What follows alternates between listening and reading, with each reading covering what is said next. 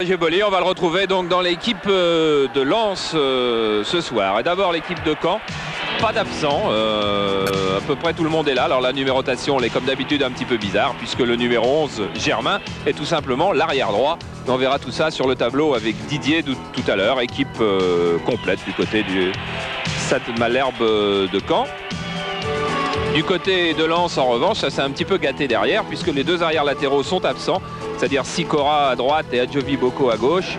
On peut dire aussi que Tikva, l'Israélien, n'est pas rétabli non plus quand on sait qu'il manque aussi Maufroy, qu'il manque Bozovic, qu'il manque Leroy, qui sont des blessés depuis longue date.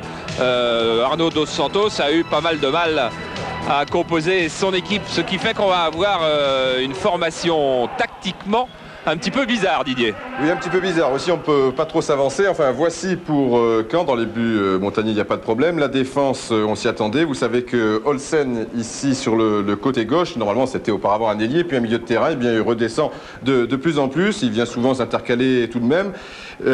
Défense alternée, défense centrale alternée avec Dumas et le Bourgeois. Tantôt l'un, tantôt l'autre. Le Bourgeois, c'est à gauche, Dumas à droite. Un milieu de terrain sur la même ligne, sensiblement. Dangbeto, Koé et Rio. Et selon Daniel Jean Dupeux, eh bien c'est au feeling. L'important c'est que lorsque Caen a le ballon, eh bien il y ait deux milieux de terrain en pointe, et lorsque Lens aura le ballon, il y ait deux milieux de terrain en défense. En attaque, tout seul en pointe, Stéphane Paille.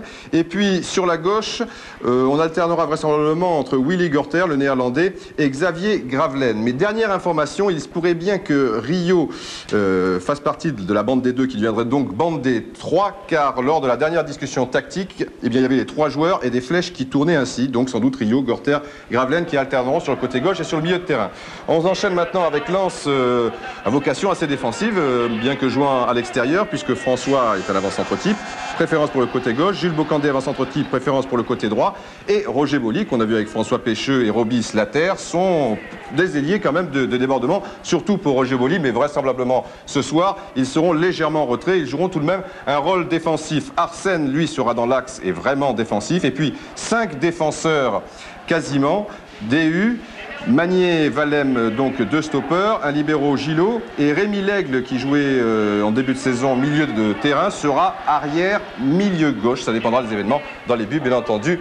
Bernard Lama, mais comme vous l'avez dit, Charles, on peut avoir des petites surprises et comme disait l'entraîneur de Norris tout à l'heure, mais là c'était de la boxe, on assistera sans doute à une sorte de partie d'échecs entre les deux équipes et donc entre les deux entraîneurs. Tout à fait. Pour le moment, je suis encore dans le couloir et je suis même avec Rémi Harel, simplement pas pour parler du match, on va pas déconcentrer les arbitres, mais parler du froid. Est-ce que c'est pas un problème aussi pour un arbitre? Disons que c'est pas tellement un problème pour l'arbitre du centre parce que lui est amené à courir, etc.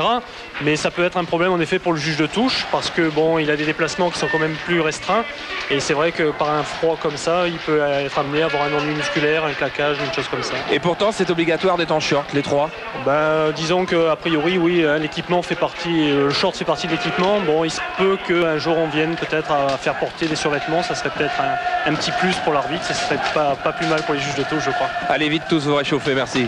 Au moment où Pierre Ufrasi, un des assesseurs de M. Harel, est en train de vérifier les crampons des joueurs. Notez que M. Harel a déjà arbitré une fois Caen. C'était lors d'un match face à Saint-Etienne. Il a arbitré 2 fois Lens.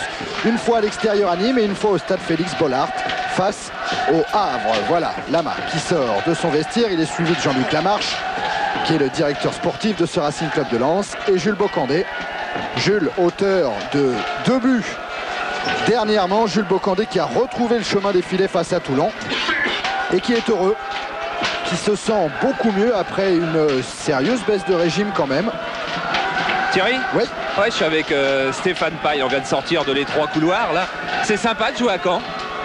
Oui, il y a une chaleur qui se dégage du public, de la région. Bon, et surtout, jouer dans ce petit stade, vaut mieux un petit stade où il n'y a pas beaucoup de monde, mais qui donne toujours l'impression d'être plein. J'ai lu une de vos déclarations qui était assez sympa. Vous parlez pas de revanche, vous parlez de relance, c'est ça? Oui, parce que bon, je vois pas envers qui je pourrais avoir une revanche à prendre, sinon envers moi-même. Donc c'est une relance. Pour le moment, ça marche assez bien. Et bon, pour vous que ça dure, on verra après le match. Merci Stéphane. Ah ouais, déjà concentré, Stéphane Paille, suivi par son président encore aujourd'hui, Jean-Jacques Fiolet. Alors que le capitaine du Racing Club de Lens, Jean-Guy Valem, joue ce soir. Il ne jouera pas le prochain match de championnat. Il est d'ores et déjà suspendu. Il ne jouera pas contre Nîmes. Mais ce soir, il est à la tête de ce Racing Club de Lens. Étonnant quand même, souvenez-vous, il y a 6 mois, ils étaient en 2e division, ils devaient y rester, ils n'avaient pas obtenu leur qualification après les barrages. Et puis à la suite des nombreux mouvements de clubs D1, D2, ils ont été repêchés. Jeune formation avec quelques anciens, à l'image de Bocandé, à l'image de Lama qui encadre ces jeunes joueurs qui pénètrent maintenant sur la pelouse du stade de Venoy, qui est quand même pas mal garni. Et Stéphane Paille a raison, c'est un petit stade avec 12 000 places possibles seulement. Alors, ils sont bien 6-7 000 ce soir pour applaudir les 3e du championnat. Les 2 capitaines, Dumas, Valem.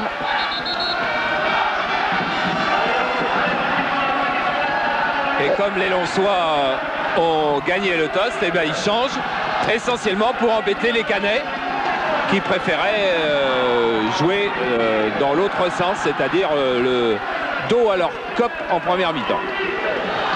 Et voilà, c'est quand même un match important pour cette équipe de Caen, pour Xavier Gravelaine. Et oui, ne vous trompez pas, Charles vous l'a dit tout à l'heure, hein, avec son numéro 4, c'est bien un attaquant. Eh bien oui, pour Caen et Gravelaine, en cas de succès, il pourrait provisoirement, bien sûr, prendre la 2e place du classement. Et comme le disait Jean-Jacques Fiolet, même si on sait qu'il y a un match à jouer pour Monaco demain, eh bien être 2e pendant 24 heures, ça fait toujours plaisir. Voilà, mais il va falloir qu'ils attendent pas tout à fait 20h15, mais sans doute un peu plus tard, parce qu'avec les fumigènes, on va prendre un petit peu de retard. Voilà Jean-Jacques Fiolet à côté de Daniel Jean Dupeux. Et Pascal Théo, l'adjoint de Daniel Jean Dupeux, qui est là maintenant depuis, c'est sa 2e saison qui complète, hein, mais en fait ça fait quasiment 2 ans et demi puisqu'il avait remplacé Robert Nouzaret en cours de saison.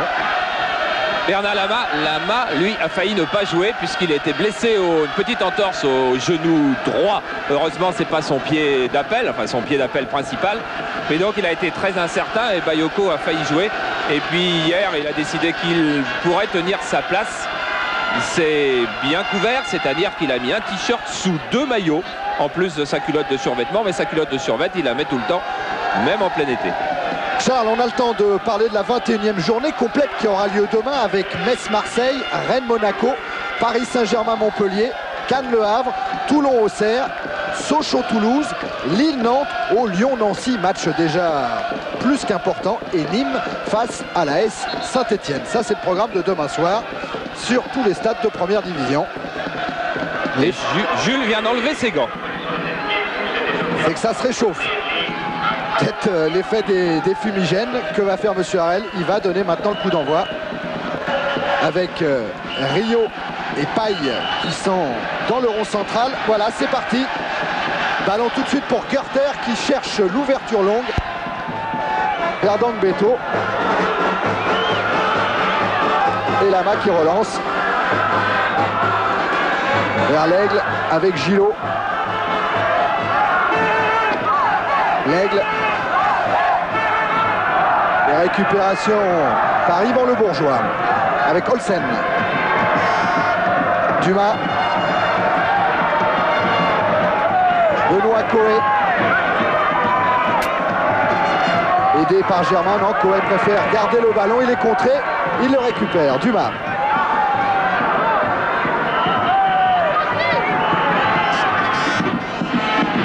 Olsen.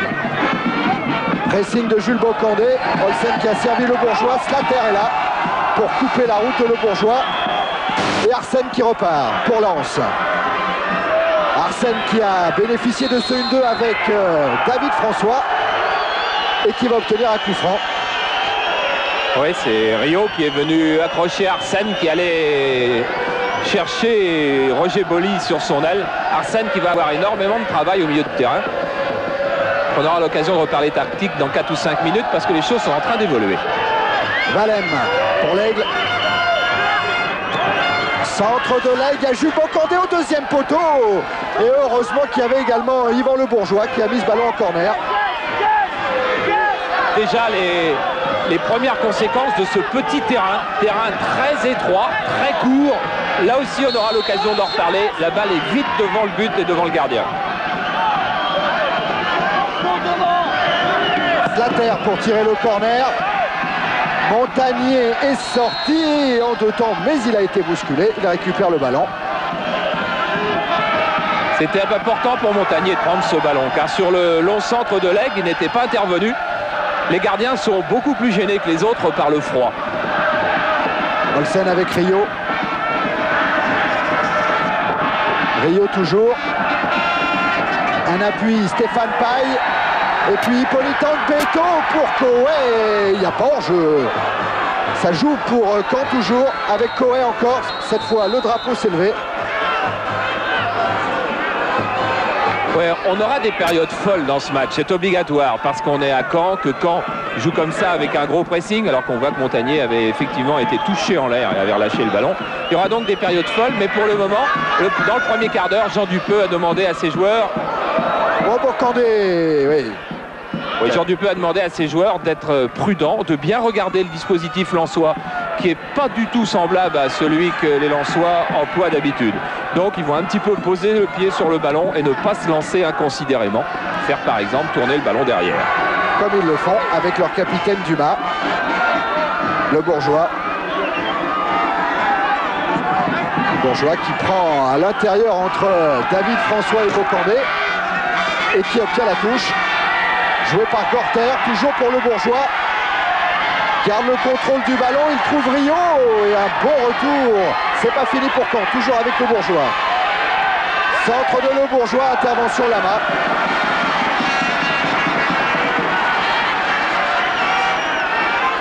Il prend bien l'extérieur. Il évite le tac de Slater et Lama avait anticipé. Mais Caen est encore en possession du ballon avec Gorter. Retour de 2U. Dégagement Slater. Et ça repart toujours avec Germain. Paille, Dangbeto. Roger Boli maintenant et Coé lui subtilise le ballon. Il faut calmer un peu tout ça du côté de Cyril Magnier. Ça, on va pas voir un match comme on a l'habitude de les voir sur Canal parce que, je vous le disais, le terrain fait 98 mètres de long sur 65 de large, c'est-à-dire c'est le plus petit terrain de France. Ce qui fait qu'on n'a pas d'espace, ce qui fait que si on ouvre en profondeur, on est tout de suite sur le gardien de but. Voilà. La preuve, c'est Slater qui a été lancé par Roger Boli. Olsen. Rio détourne pour Gravelaine. Rio. Faute de Bocandé. Et 5 minutes en première période, toujours 0-0. Gorter. Avec un appel de Dangbeto. De Olsen. Le ballon n'est pas sorti, Rio l'a emmené. Il va se heurter à Magnier. Bon, pour les systèmes de jeu, maintenant c'est à peu près clair. Du côté de Lens, effectivement, Gillot joue derrière 2 stoppeurs, Valem et Magnier. Dehu occupant le flanc droit et l'Aigle le flanc gauche. Dehu étant ainsi souvent dans la zone de Rio, qui pour le moment joue milieu gauche de Caen. Gillot avec l'Aigle. L'Aigle, Arsène. Arsène qui ne se comprend pas avec Jules Bocandé. Et récupération Dumas. Olsen cherche devant Gravelaine. C'est Dehu qui met en touche. Jeunes joueurs les deux, et Gravelaine et Dehu. Et Gravelaine qui est titulaire aujourd'hui parce que Jean Dupeux pense que c'est un joueur capable de marquer des buts. Il n'en a encore pas marqué beaucoup cette saison, mais à Laval il en avait marqué une dizaine. Ah, puis il en a marqué des importants contre Monaco et contre le PSG. Olsen. Retour de Bocandé avec Slater, Arsène. Et Rio en retrait pour son capitaine. Montée de la défense lensoise, il est en jeu. Peut-être pas Joël Germain. Mais il y avait des traînards.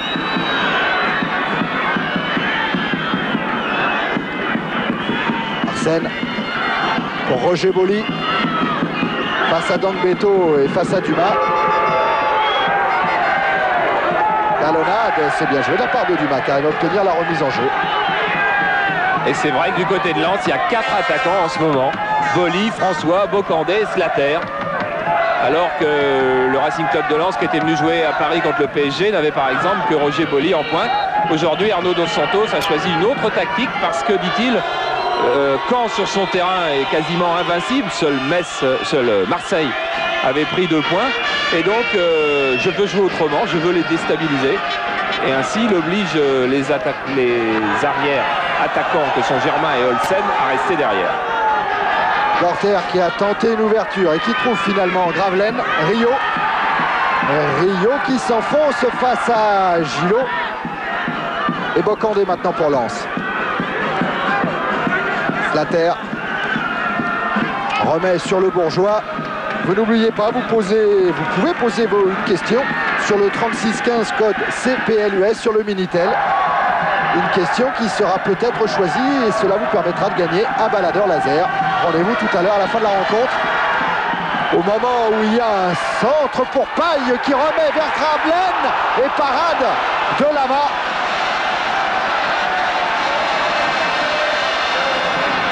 Très bon réflexe de Bernard Lama qui était masqué. Remise de Stéphane Paille comme il le fait si bien.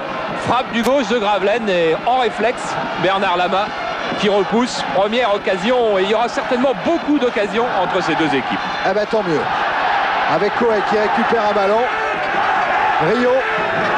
Et Rio lui aussi avec son pied gauche alerte une nouvelle fois Gravelaine. Mais là, le ballon est sorti. Le voilà ce Tourangeau de 23 ans. Et avant chaque match, écoute Patrick Bruel. Ah, ça peut être le seul. Hein. L'Aigle.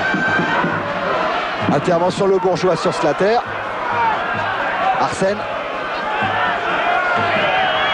Et Dumas est en couverture. Alors bien sûr, il y aura des balles perdues comme celle d'Arsène parce qu'il est obligatoire de les jouer très vite, quasiment à une touche de balle, car en raison de l'étroitesse du terrain, l'adversaire est tout de suite sur vous. Avec Olsen. Contré par Slater, voilà un ballon pour Bocandé. François est tout de suite parti à gauche. Dehu est venu à droite, c'est François qui est servi dans le dos de Germain. Et bon retour de Joël Germain. Avec Paille. Les ballons encore Lensois, Roger Boli. Faute de Coé.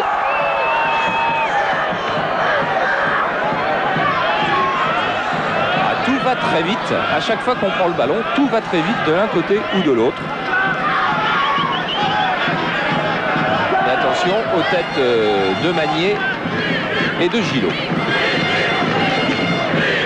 Et de François, c'est vrai qu'il y a aussi David François, l'ancien Rémois, qui joue dans cette attaque. L'Aigle qui tire pour un ballon pour Valem. Et Valem qui a manqué son contrôle. Et en plus, il y avait hors-jeu. Tanguy Valem, très convoité à l'intersaison. Et Gervais Martel, président de Lens, n'a voulu à aucun prix le laisser partir. Ouverture là encore dans le vide directement sur Valem.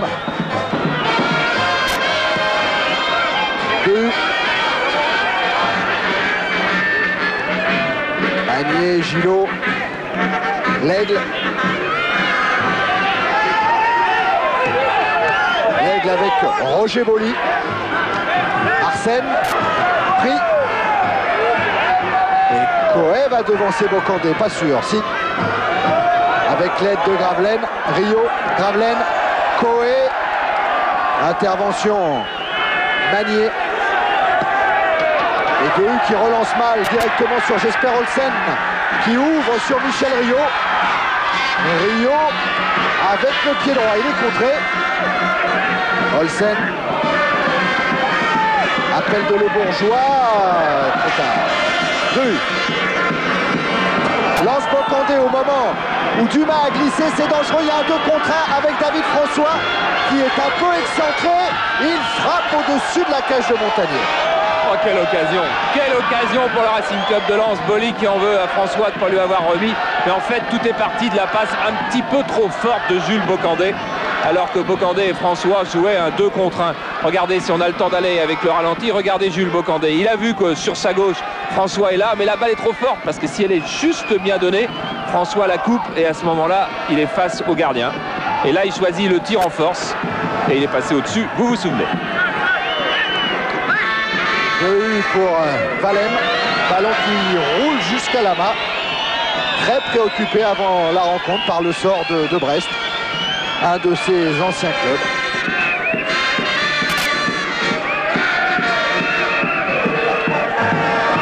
L'Aigle. L'Aigle qui joue arrière aujourd'hui donc parce que Adjovi Boko est blessé au ligament latéral interne d'un genou. L'Aigle encore qui a joué avec François. En retrait, Gillot. Arsène.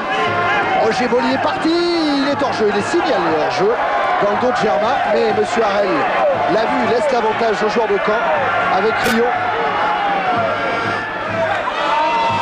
Coé. Benoît Coé qui est sans doute une des plus grandes satisfactions du recrutement canet, comme ce joueur que vous avez en gros plan. Voilà, Gorter. Willy Gorter. Il tire en direction de la tête de Stéphane Paille, sanctionné par M. Harel. Et Charles Paille qui joue manche courte. Hein. Ah oui. Mais tous les canets. Hein. Presque. Pas tous. Ouais. Arsène. Intervention d'Uma. Le voilà Coé qui joue avec Dangbeto, Gorter. Pour à nouveau Dangbeto face à l'Aigle, face à Gillot.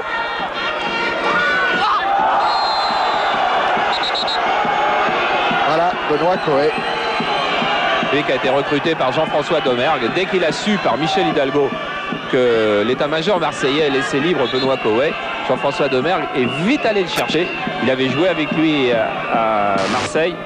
Il avait toujours trouvé très très bon.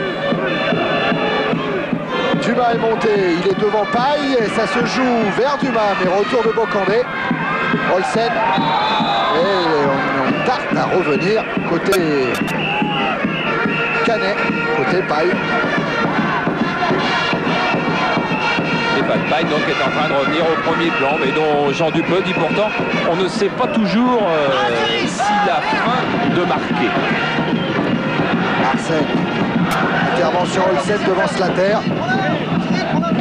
Ne vous trompez pas, c'est bien le Olsen qui jouait à Bordeaux, qui était meneur de jeu, qui jouait sur le flanc gauche en attaque et qui est arrière aujourd'hui. Et il est arrière depuis le début de saison parce que Jean Dupeux pensait que devant il marquerait plus de buts, hein, il a plus de 30 ans Olsen, et qu'en revanche derrière il pourrait être un organisateur nouveau, un petit peu comme l'était Lerby fut un temps en équipe du Danemark.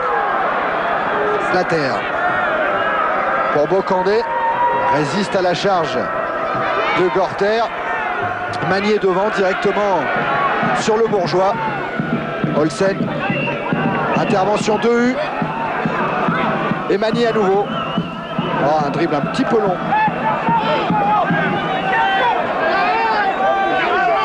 Allez, petit frère, on sert le jeu, hein. Allez, Cyril, serre le jeu un peu, Cyril. Arnaud de Santos que vous entendez avec Magnier. Paille a tenté d'emmener son ballon, il s'est heurté à Gillot. Bolli. Arsène, l'Aigle.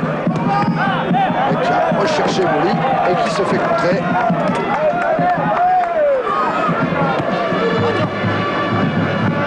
Valem. Longue ouverture de Valem vers 2U. Olsen veille pour donner à Montagnier.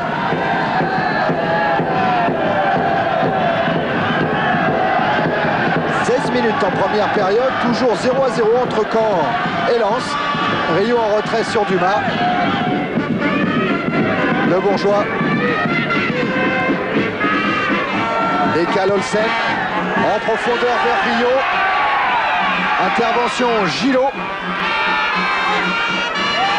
Et ballon mis en retrait sur Lama.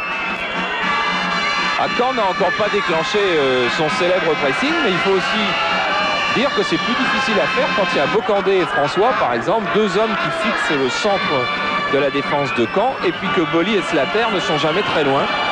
On ne peut pas les laisser dans le dos, donc on hésite à se lancer.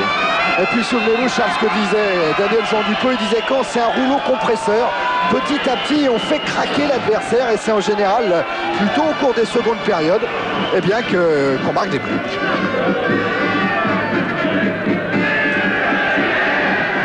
Germain cherche Coé.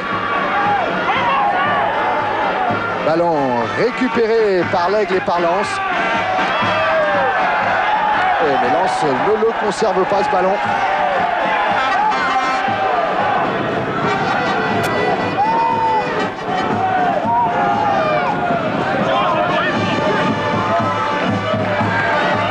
La mise en jeu sur Coé. Mauvais contrôle. Ah, le froid ne va pas aider les gestes techniques non plus, ni la pelouse qui est un petit peu bosselée. Bocandé devancé par le Bourgeois. Slater rôdait derrière, ce qui oblige Dumas à ce ballon trop long.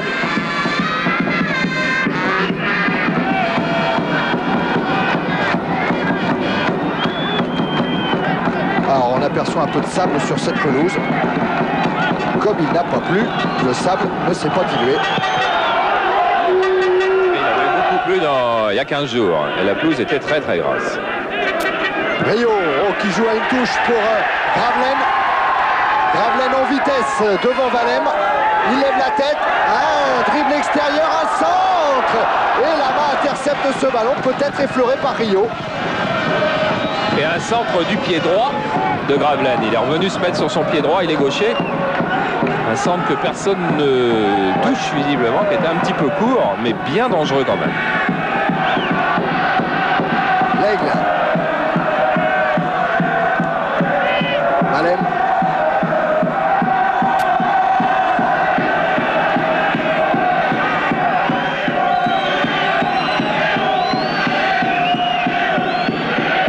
Écarte sur 2U. Magnier devancé par Corter.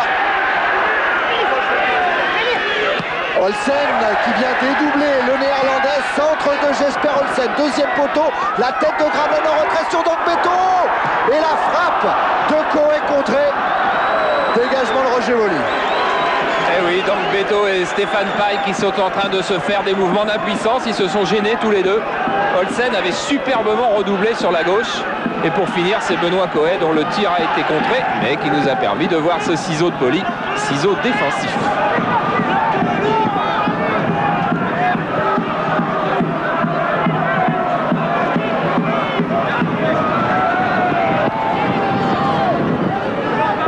La sortie de but, il ne va pas être joué par Lama et par le pied gauche de Pierre Lègle sur la tête d'Olsen. Olsen, un échange avec Michel Rio et Magnier qui pousse en touche. Magnier, international junior, international espoir, il avait remplacé Emmanuel Petit au poste de stopper contre la RFA. Rio. Dumas. Le Bourgeois. A emmené Arsène dans le Beto. Dumas. Dégagement de la défense lensoise, mais le ballon est toujours pour les Normands.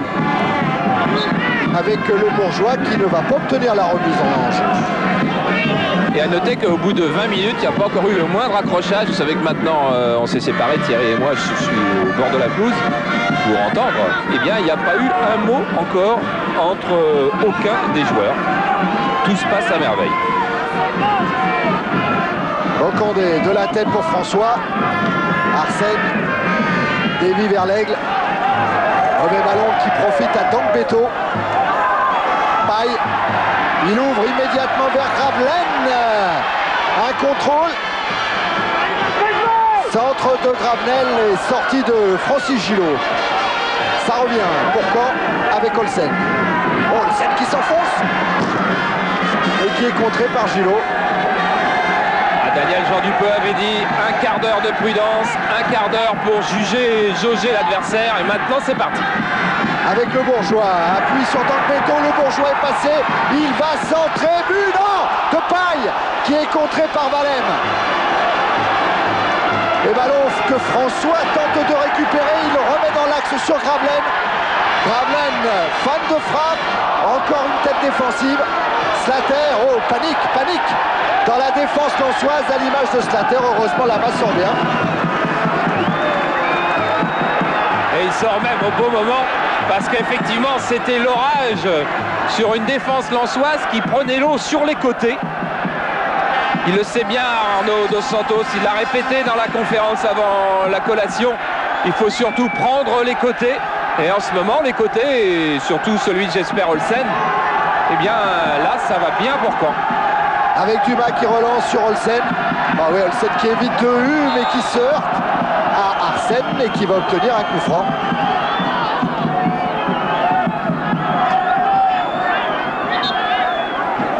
Et les chocs font encore beaucoup plus mal quand il fait froid.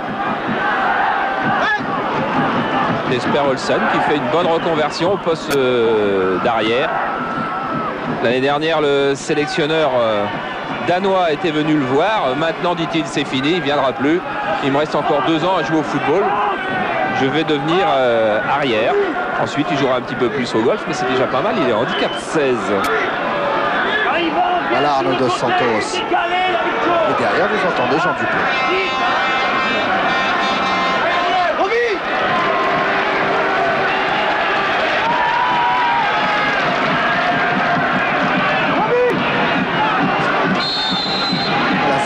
Qui se faisait rappeler à l'ordre par son entraîneur. Le coup franc est joué, Olsen a récupéré et le voilà devant Slater.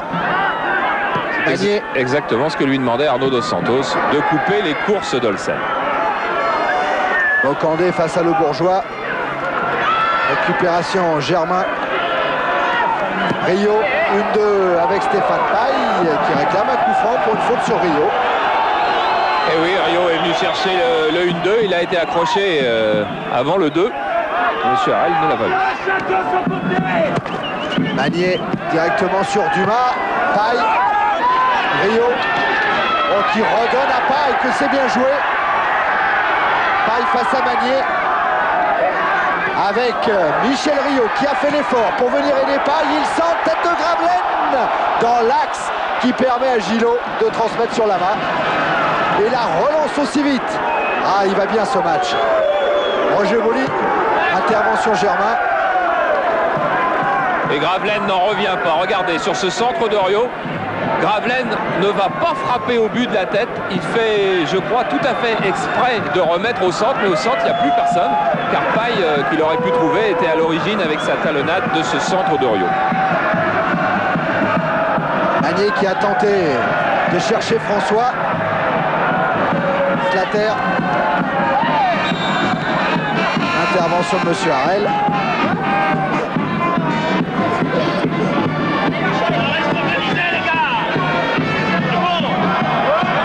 Oui, c'est bon.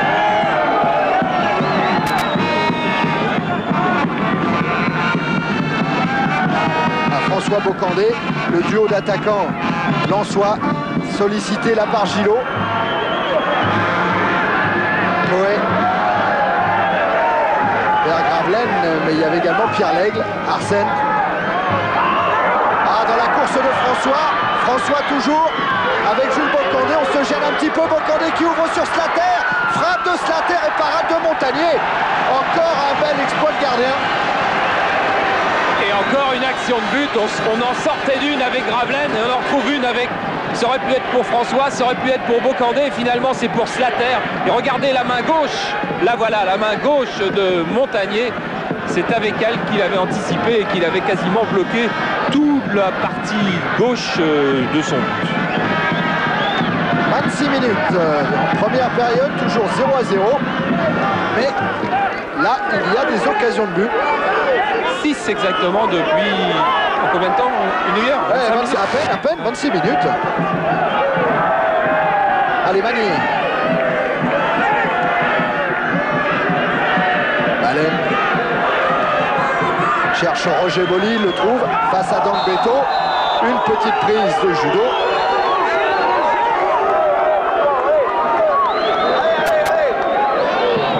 C'est pas le meilleur caractère.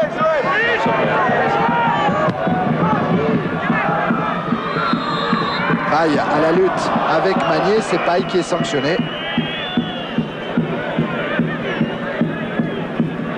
Oui, il y a une épreuve physique entre les deux hommes sur les balles aériennes depuis le début. Peut-être que Stéphane Paille changera de côté et ira tâter un petit peu du Valem pour voir si c'est mieux. 2 avec Slater en 1-2, c'est bien joué, Olsen est dépassé. Retour de Dumas et qui accroche 2, oh oui. Enfin oui, faut se méfier. Hein. Les ralentis nous ont appris à être méfiants. Là, Oui. en tout cas, Je crois quand même qu'on va pouvoir le dire parce que regardez, il n'a pas le ballon. Vous voyez, il n'a pas du tout le ballon, le Canet. Et il n'a que le Lensois. Et ça en était encore tout proche d'une occasion de but car il y avait 2 Canet au centre. 2 Lensois au centre.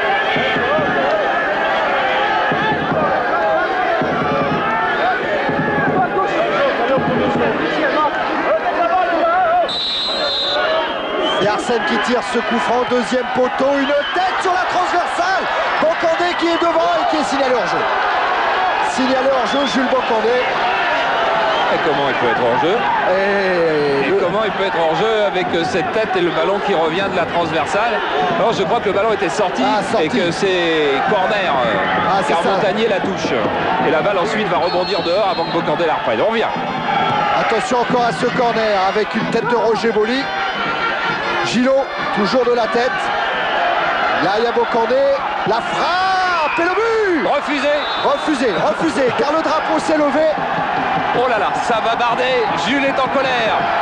Jules va aller voir le juge de touche et Rémi Harel est à sa poursuite. Ah mais Jules s'est calmé, joueur d'expérience. Ah, il va quand même prendre un carton jaune. Ça c'est un petit peu... Bon, allez. Ouais, oui, il a été ironique et donc Ouais. on peut pas laisser. On va revoir. Il y avait une de ces bagarres dans la surface quand même. Jules est en jeu, voilà. Au moment de la frappe, il n'y a rien à dire et on peut considérer qu'il gêne le gardien de but puisqu'il est presque dans la ligne de but, Ah ouais, dans la ligne de tir, quoi. Magnier avait bien frappé. Mais toujours 0-0. Ballon pour Dumas.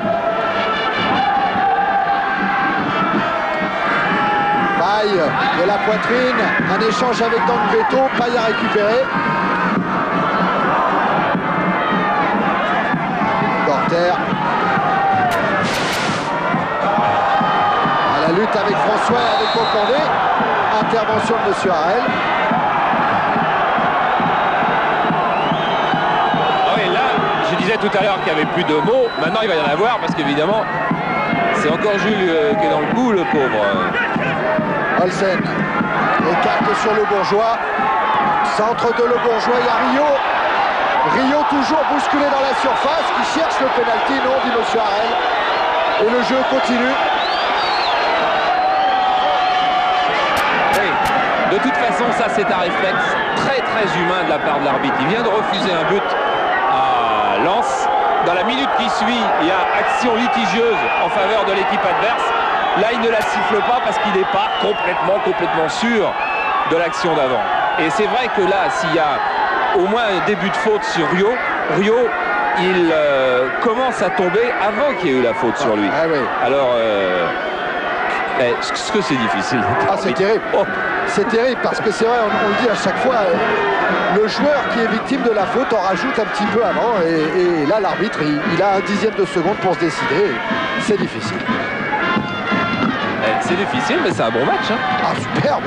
Ça va d'un but à l'autre, il y a des occasions de but. On oublierait même qu'il fait froid. N'est-ce pas, Charles? Pas quand on est au bord du terrain.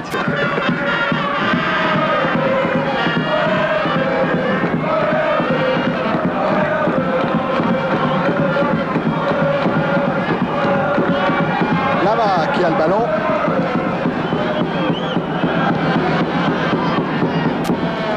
François.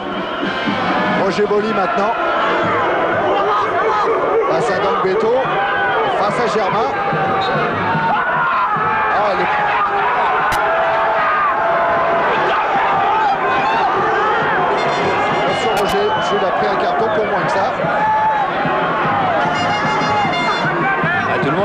de se chauffer petit à petit. Hein.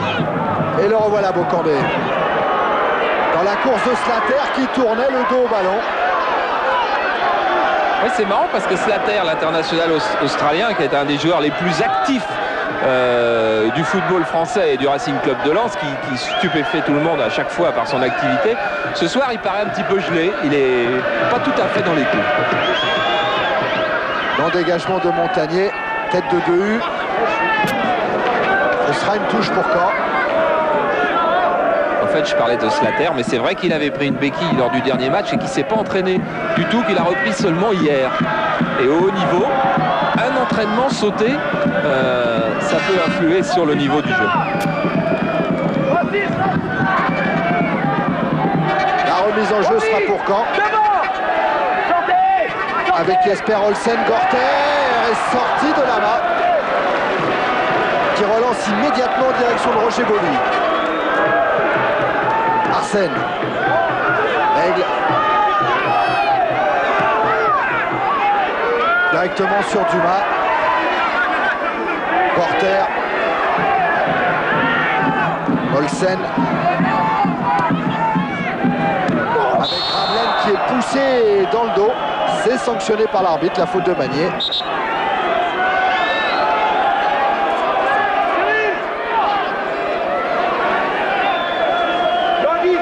Ah oui, ça on peut discuter. Ça sur cette faute sur Michel Rio.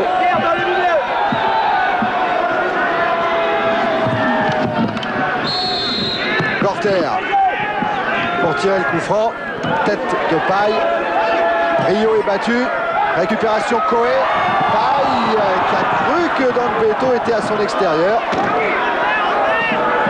Et là où il sera tout à l'heure en deuxième mi-temps, il ne faut pas se tromper, Caen va être plus offensif en deuxième mi-temps et on verra Danbeto prendre beaucoup plus souvent le flanc droit. Le voilà le pressing de Caen sur Valem par exemple, qui s'en sort bien. Avec Roger Boli, Arsène. Arsène toujours, il va vite Arsène. Il conserve le bénéfice du ballon, mais il contrôle mal, ça passe. Arsène qui a un rôle étonnant parce que du côté de Lens, on abandonne un petit peu le milieu de terrain avec 4 attaquants, avec 5 défenseurs et Arsène est normalement celui qui a le plus de travail et le rôle le plus important au milieu. Et Dos Santos lui a dit tout à l'heure avant de rentrer sur le terrain, toi je sais que tu as au moins 4 poumons, tu vas très bien t'en sortir. Remise en jeu qui va être encore favorable à Caen et à Michel Rio, qui a suivi 2U.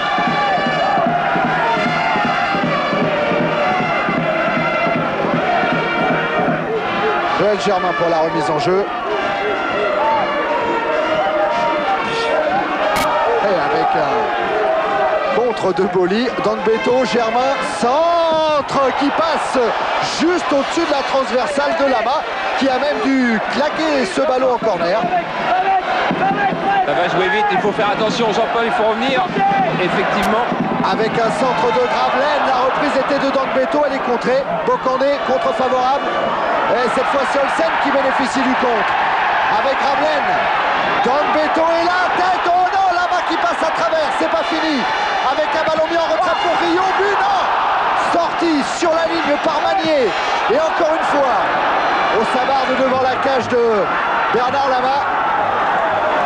Boli va donner un petit peu d'air aux nordistes. Et il va même obtenir un coup franc. Eh bien, que de mouvement, effectivement, quel orage sur le but de Lama.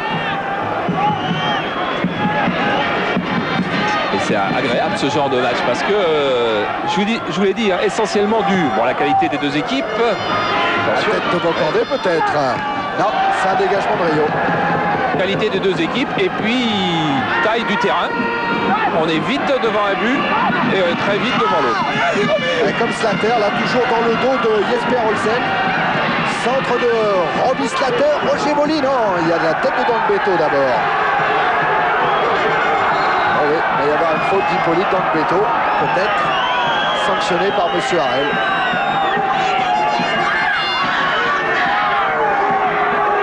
Et où que soit le coup franc, n'importe quel joueur pro de D1 peut envoyer le ballon au point de pénalty, c'est-à-dire que là, devant le but de Montagnier, ça va être un ballon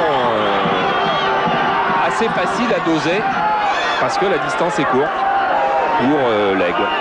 Terrain de handball, disait Gervais Martel, le président de Lens.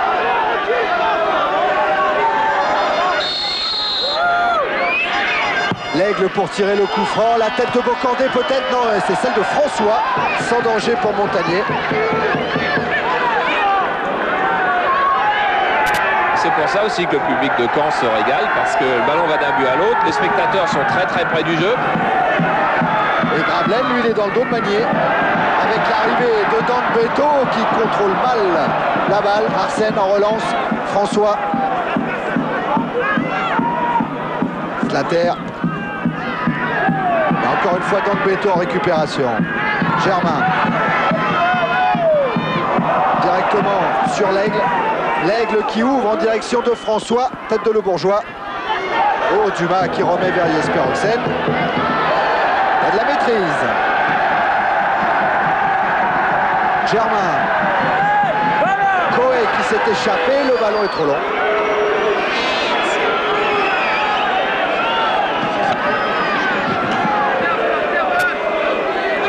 Il faut se souvenir de ce qu'a dit Jean Dupeux, comme le rappelait Thierry, on use nos adversaires, notre qualité c'est pas la vitesse pour faire la différence, c'est plutôt notre volume de jeu qui fait que finalement l'adversaire cède, du moins sur le terrain de Benoît à Caen. Et avec des petites fautes comme ça, c'est peut-être la preuve que Caen est à la limite, que Lens est à la limite. À suivre sur ce centre avec une bonne sortie de la balle devant Gravelaine. Et sur ce genre de terrain, avoir un gardien qui ne sortirait pas serait une condamnation immédiate. Slater. Dumas. Olsen.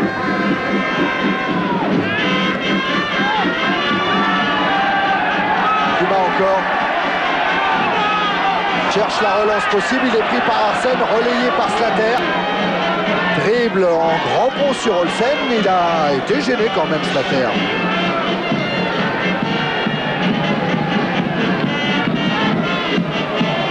Il y a des faux rebonds aussi sur ce terrain. Olsen. Le Bourgeois. Le Bourgeois qui talonne pour Rio, centre immédiat. Et beau retourné d'Arsène avec Slater maintenant.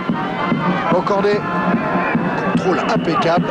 Slater ouvre en changeant le jeu vers Roger Boli. Roger Boli qui va peut-être partir dans ses dribbles. Il a trouvé 2 U. 2 U toujours. Il se heurte à Rio et à Le Bourgeois. Gorter. Gravelaine. Rio. Paille. Le Bourgeois, Rio, ça joue bien côté Caen, un contre favorable, il n'a pas vu Rio. Sur Magnier, et Slater pour Lens. Arsène, les 5 dernières minutes de la première période. Slater toujours. François ou Bocandé? C'est Bocandé qui était alerté. Dumas, est-ce que Le Bourgeois va éviter le corner? Oui. Mais il va reprendre son souffle car tout va très très vite. Jesper Olsen est à 2 mètres de moi. Il est grimaçant car évidemment il y a un rythme énorme sur cette première mi-temps. Gorter pour Rio. Rio avec un appel venu de loin de Dan Beto. Le drapeau là-bas s'est levé. C'est le drapeau rouge de Loïc Kuchelou.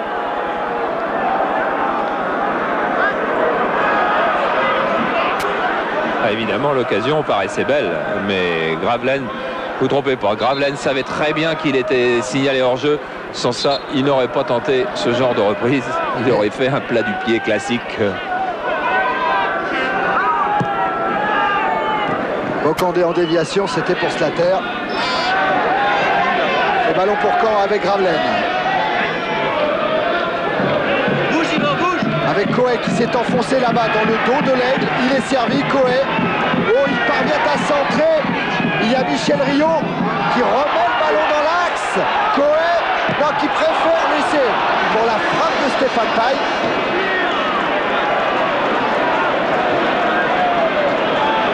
Paille qui n'a encore pas trouvé l'ouverture, mais qui est pas loin à chaque fois.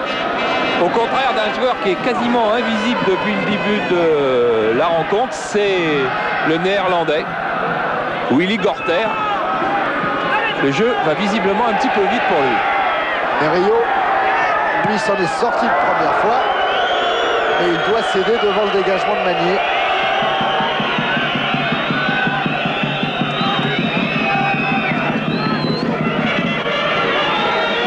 Mise en jeu de Le Bourgeois avec Gravelaine. Le Bourgeois encore. Passe à 2U. Oh, il est accroché. Yvan Le Bourgeois.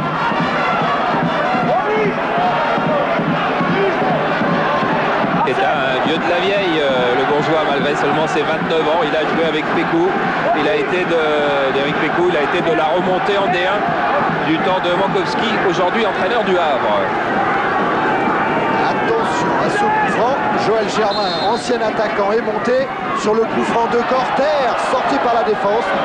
Slater. Arsène. Oh, il est vif. Il est vif, Arsène. Et là, il est obligé de s'incliner.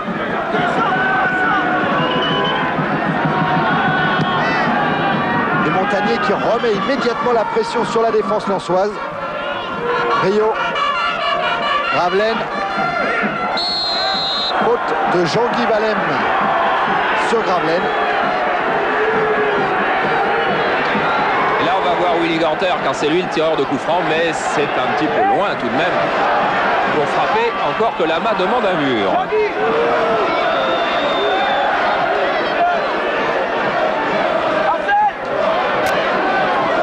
Il demanderait à Arsène d'y aller.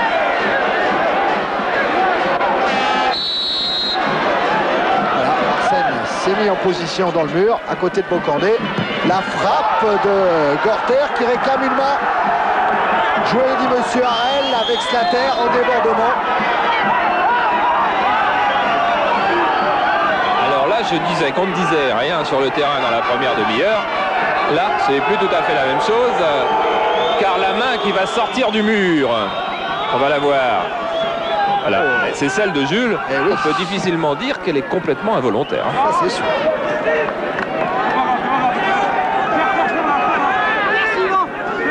Regardez Jules, là, il lève la main, effectivement. On devait même resiffler coup franc. Revoilà Gorter avec son capitaine Dumas. Cohen redonne à Gorter, ballon qui file devant le néerlandais.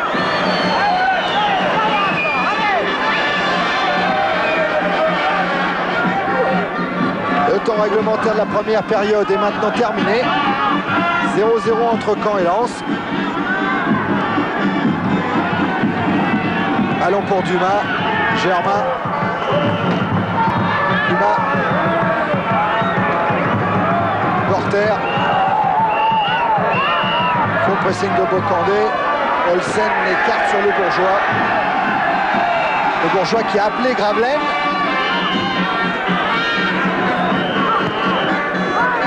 Il trouve Gorter. Un ballon par-dessus, il n'y a rien.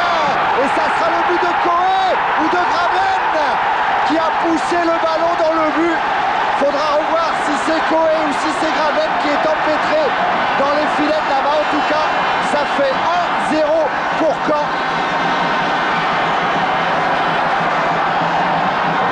On revoit donc amorti de la poitrine et lob très intelligent du pied droit de la part de Coé. Et Gravelaine, lui, se contente de gêner Gillot. On va attribuer le but à Benoît Coé. Oh, son lob du pied droit est un modèle parce que, évidemment, Lama attend le lob du pied gauche une foulée plus tard. Et Coé vient là tout de suite.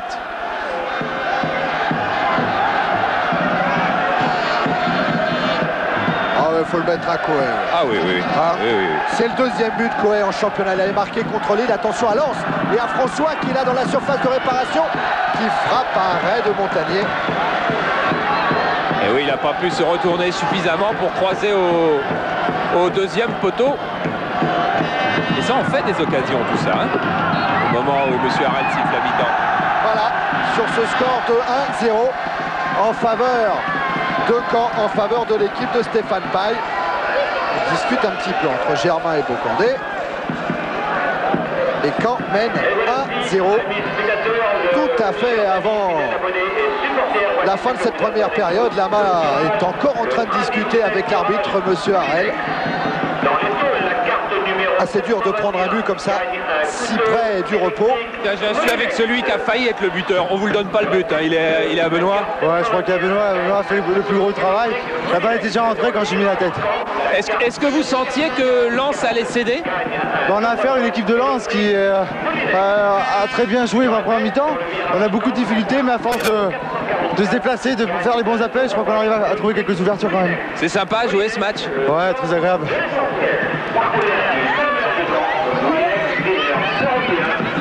Et voilà, il retourne au vestiaire Gravelaine. Il y avait François aussi et Gervais Martel. Tiens, au premier plan, le président du Racing Club de Lens. Le bourgeois Dumas retourne dans leur vestiaire. Ils vont d'abord souffler avant d'écouter Daniel Jean Dupeux et Jean-François Domergue, peut-être, le manager général du Stade Malherbe de Caen.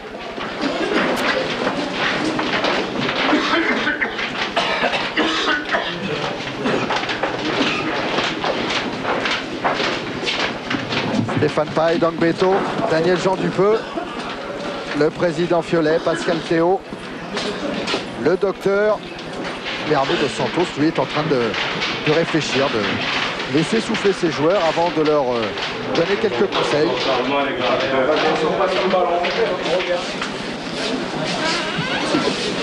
Changer maintenant, car ce but change bien évidemment tout. Et le premier soin quand on rentre dans le vestiaire, c'est d'abord de se reposer, de reprendre son souffle et ce soir de prendre une boisson chaude. Ça doit pas être du vin chaud, quand même, ça doit être du café. Ouais. C'est assez rare de boire du café. Habituellement, on prend du thé plutôt à la mi-temps. Bien couvert. Bien couvert. Hein. Bien couvert. Hein. Ouais. On reste un petit peu dans les vestiaires là. Ah oui, il fait chaud. Là. Ils ont marqué là, la dernière minute là. Ah, derrière. Allez. À la dernière minute, ouais. Hein. Allez, on va les laisser tranquilles. Hein? C'était ton but? Non. Voilà, la porte du vestiaire qui se referme. Alors nous on enchaîne. Avec les stats, Charles. Tout à fait. Les stats de Caen, et oui, il y en aura beaucoup des attaques. Vous allez voir dans ce match, il y a quelques-uns où on reste à 1 ou 2 et 0 tir. Là, beaucoup d'attaques de Caen. Et beaucoup d'attaques de Lens. Un petit peu plus d'attaques de Caen. Ils ont été récompensés, il y a un but. Des tirs, 5 cadrés. Ça, c'est très important. Et des tirs de Lens, la moitié aussi. 3 sur 3, 3 sur 6, c'est beaucoup. Ce qui fait qu'on a vu les deux gardiens. Un petit peu plus le ballon pour Caen, mais très peu. Et le ballon est souvent dehors, hein, vous voyez, parce que le terrain est petit. Des fautes très peu, alors que pourtant il devrait y avoir beaucoup de contacts parce que les hommes sont près l'un des autres. Ça veut dire qu'il y a très bon esprit des deux côtés.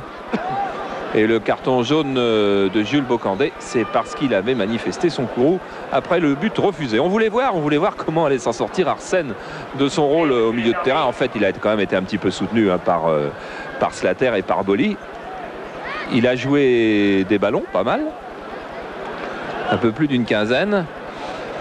Et il a cherché François, Slater, Boli, c'est des gens qui sont devant lui. Jules Bocandé, il l'a moins trouvé.